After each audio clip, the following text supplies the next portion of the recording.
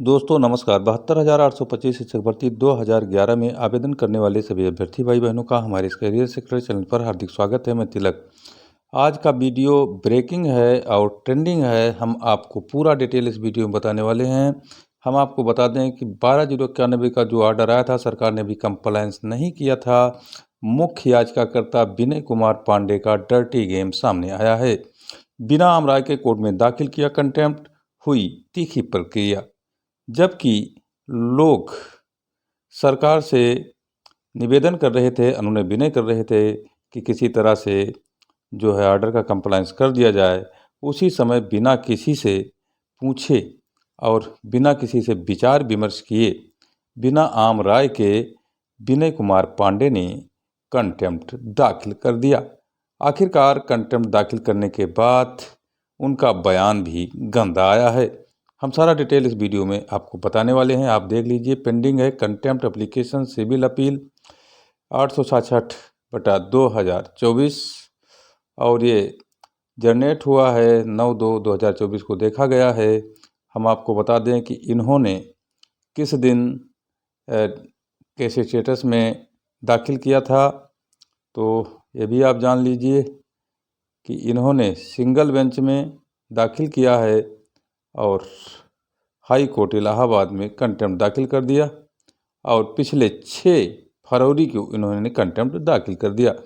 तो मित्रों, इन्होंने बिना आपस में विचार विमर्श के कंटेम्प्ट दाखिल किया है। Vinay Kumar Pandey and 6 others. अग्निहोत्री कुमार त्रिपाठी इनके वकील हैं और हम आपको बता दें कि इन्होंने अपना पूरा डिटेल व्हाट्सएप पर डाल भी दिया है, साथ ही साथ लोगों ने ऑनलाइन निकाल भी ली है। तो हमको जो पता चला है उसके अनुसार हम आपको बता दें कि ये लखनऊ में भी पहुंच गए, बेसिक शिक्षा परिषद के शिविर कार्यालय भी पहुंच गए।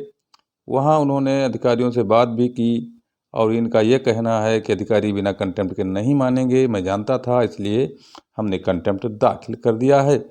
मित्रों, इनका डर्टी गेम हमेशा सामने आया है। ये 90-105 की भी लड़ाई लड़ रहे हैं, 69,000 की भी लड़ाई लड़ रहे हैं, ये 68,500 की भी लड़ाई लड़ रहे हैं और ये 16,000 शिक्षकों की भर्ती की भी लड़ाई लड़ रहे हैं, 12,460 की भी लड़ाई लड़ रहे हैं। सब में इनकी याचिकाओं की भरमार है। ये केवल याचिका डालना चाहते हैं।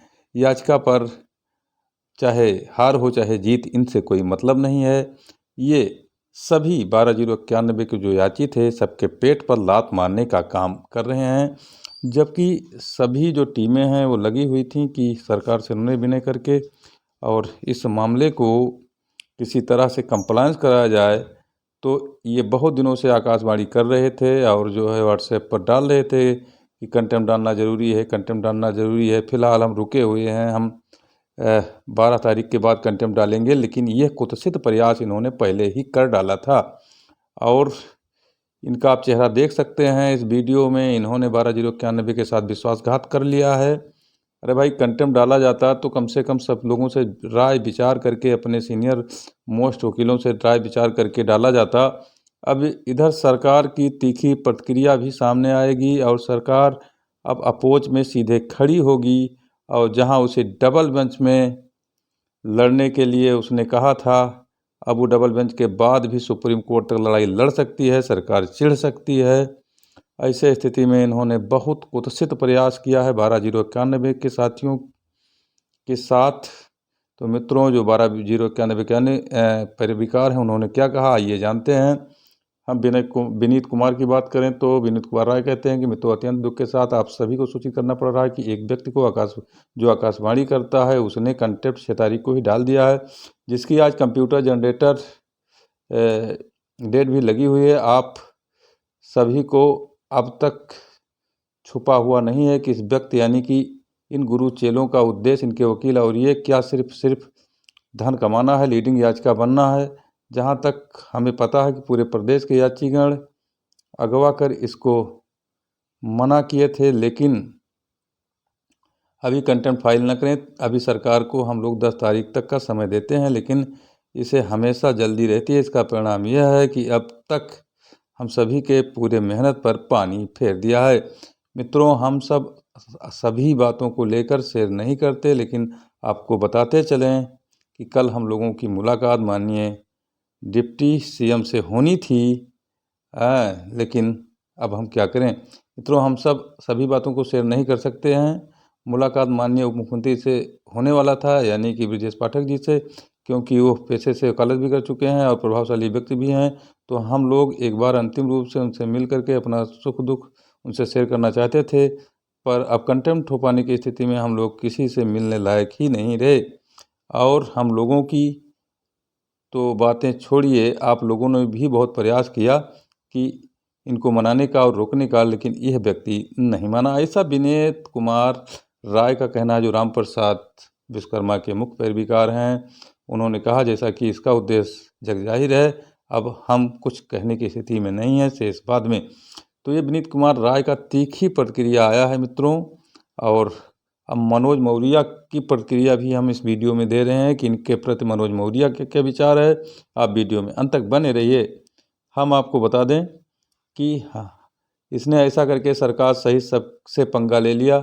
इस लालची वकील ने सिंगल बेंच में फंसा दिया, अधिकारियों के जाल में फंस गए। अधिकारियों की मंशा इसने पूरी कर दी। बाद में सिंगल बेंच में कुछ भी होने के बाद अधिकारी डीबी जाएंगे और सुप्रीम कोर्ट भी जाएंगे। यदि मुख्यमंत्री, उप मुख्यमंत्री और सरकार की तरफ से अच्छा होने वाला होता तो अब ये नहीं हो पाएगा, क्योंकि इसने पहले ही कंटेम्प्ट दाखिल कर दिया। और अब किस अधिकार से हम सरकार से कहेंगे। और 12/091 के लोग इसे समय नहीं दिए, वो कोर्ट में ही लड़ना चाहते हैं, और इससे हम अब क्या करें। इस तरह से अपने को ये लोग एक तरह से असहाय महसूस कर रहे हैं। इनका कहना है कि सरकार के पास जाएंगे तो सरकार कहेगी कि आपने कंटेम्प्ट दाखिल कर दिया है तो जाकर कोर्ट से लड़ करके ले लो। तो मित्रों, ऐसा कुत्सित प्रयास विनय कुमार पांडे, मुख्य याचिकाकर्ता का डर्टी गेम सामने आया है, और बिना राय के इसने कंटेम्प्ट दाखिल कर दिया है। जबकि सीनियर मोस्ट वकील भी अभी कंटेम्प्ट दाखिल करने के पक्ष में नहीं थे, सब रोक रहे थे, चाहे अशोक खरे हों, चाहे चैन सिंह हो, चाहे आर के ओझा हों। लेकिन इस व्यक्ति ने ऐसा कुत्सित प्रयास कर दिया कि अब इसकी जितना निंदा की जाए बहुत कम है। निंदा करने से क्या होता है, इसने खेल खराब कर दिया है। भाई, सरकार को समय दिया जाता, सरकार हो सकता था कंप्लायंस करती, लेकिन अब सरकार कैसे कंप्लायंस करेगी जब कोर्ट में लेकर चले गए उनको। तो मित्रों, ये जो नीच व्यक्ति है, इसके बारे में क्या कहा जाए। 12/091 के साथियों, इसने तो पूरा खेल ही बिगाड़ कर रख दिया है। इसको क्या ज़रूरत थी कंटेम्प्ट डालने की। अभी आप लोगों ने देखा कि तीखी प्रतिक्रिया हुई है इसके कंटेम्प्ट डालने के बाद। और इसका जो लालची वकील है, और ये कौन कौन सा खेल बहुत दिनों से खेल रहे हैं, किसी खेल में अभी तक ये सफल भी नहीं हुए हैं मित्रों। तो मैंने जो जानकारी थी दे दी। धन्यवाद।